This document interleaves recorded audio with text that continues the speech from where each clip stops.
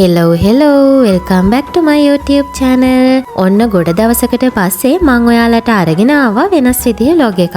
අද මේ vlog එකෙන් මම ඔයගොල්ලොත් එක්ක share කරගන්නේ අපි දෙන්නා සතියක් ඇතුළත රැට අරගත්ත healthy diets මොනවාද කියලා.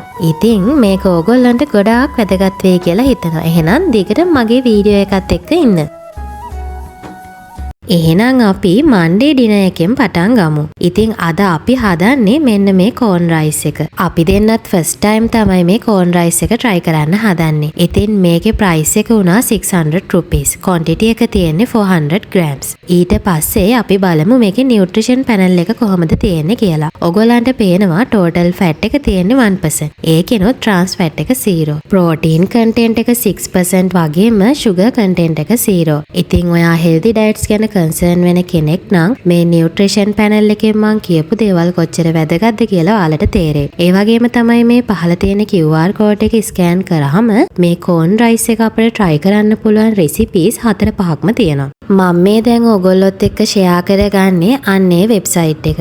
මේ recipes වලින් අද මම තෝරගන්නේ milk rice එක.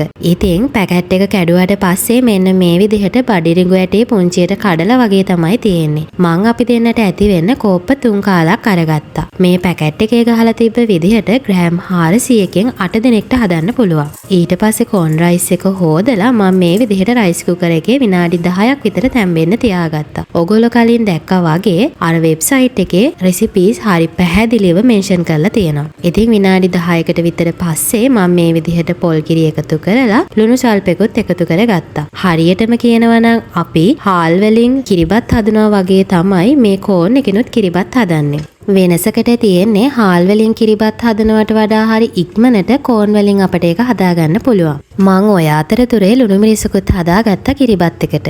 ඉතින් මේ තියෙන්නේ අද අපේ ඩිනර් එක. මාරම රස පාටයි. ඒ වගේම තමයි හරිම රසයි. අපිට මේකේ රස කොයිතරම් හිතට ඇල්ලුවද කියනවා නම් මේ වෙනකොටත් පැකට් දෙකක්ම ගෙදර ගෙනල්ලා තියෙන්නේ. ඉතින් ඔයාලටත් සජෙස්ට් කරනවා මේක try කරලා බලන්න. එහෙනම් හෙට රැට හම්බ වෙමු. Hello welcome to Tuesday dinner.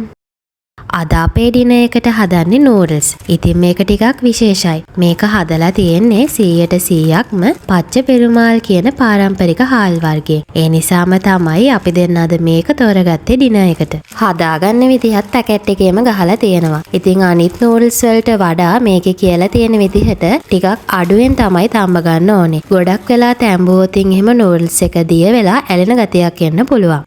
noodles එකත් තම්බගෙන දැන් මම මේ හදන්නේ මික්ස් එක හදාගන්න.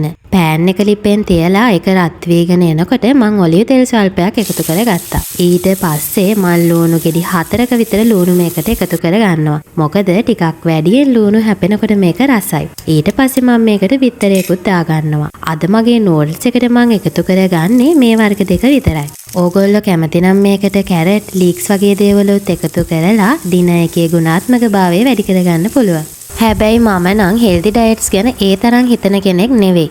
ඒත් සමහර දේවල් අපි කාලයත් එක්ක වෙනස් කරගන්නවනේ.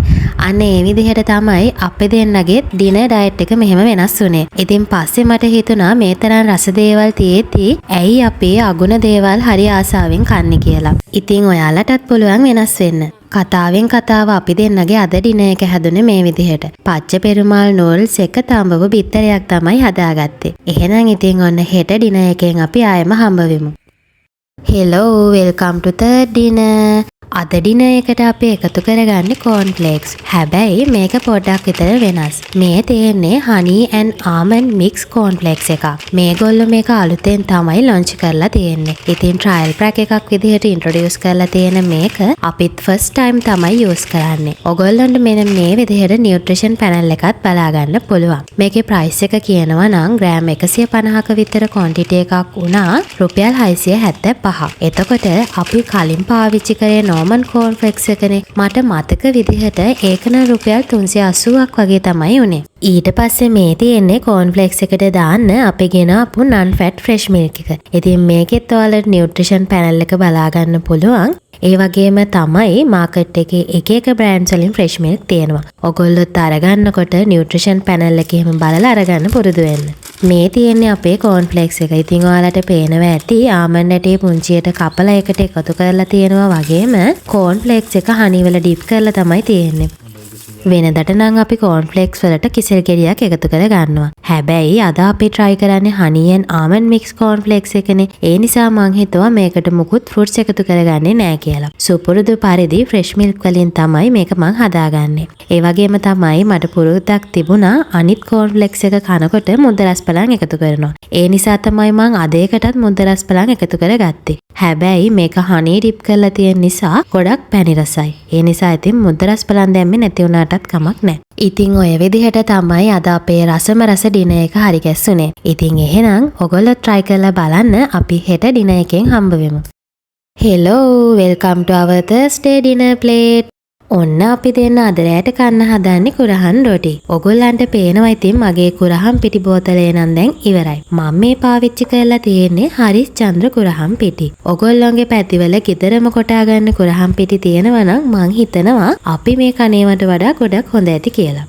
කොහොම හරි ඉතින් කලටි පොල් දාලා යහමින් ලුණු දාලා අපි දෙන්න අද හදාගත්තා කුරහන් රොටි 4ක්. ඉතින් සුදු රොටි හදනවා නම් මං නම් ආසම ලුණු මිරිසක් එක්ක සීනි සම්බල් එකක් එක්ක කන්න.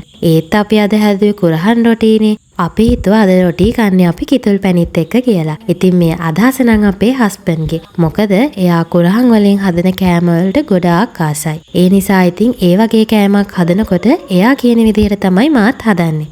කොහොම හරි මේ රසම රස කුරහන් රොටි වලින් තමයි අපේ Thursday dinner plate එක හැදුනේ. එහෙනම් අපි හෙට හම්බ වෙමු.